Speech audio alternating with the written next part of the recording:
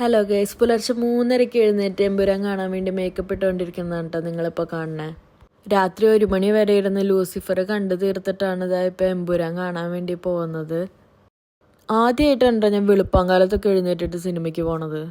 എന്തായാലും രാവിലെ ആയാലും ഒരു ചായ കുടിച്ചിട്ട് തുടങ്ങാമെന്നും പറഞ്ഞിട്ട് ഞാൻ ചായക്കട കണ്ടപ്പോൾ അതിൻ്റെ ഉള്ളിൽ ഓടിക്കയറി.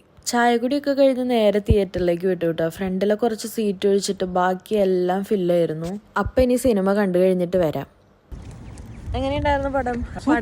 സൂപ്പർ അടിപൊളി മൂവിയാണ് ഗൈസ്. എനിക്ക് സാധാരണ ഇങ്ങനത്തെ അധികം ഇടിപ്പടങ്ങളൊന്നും എനിക്ക് അധികം ഇഷ്ടമാവാത്തതാണ്. പക്ഷെ ഇത് ത്രൂ ഔട്ട് മൂവി ഭയങ്കര എക്സൈറ്റ്മെൻറ്റും സസ്പെൻസും ഒക്കെയാണ്. ഓരോ ക്യാരക്ടേഴ്സ് വരുമ്പോഴും, ഇപ്പോൾ പൃഥ്വിരാജ് വരുമ്പോഴായാലും മോഹൻലാൽ വരുമ്പോഴായാലും ആ എൻട്രി, പിന്നെ ആ ഒരു BGM, അതൊക്കെ പക്ക പൊളി സാധനമായിട്ട് ചെയ്തിട്ടുണ്ട്.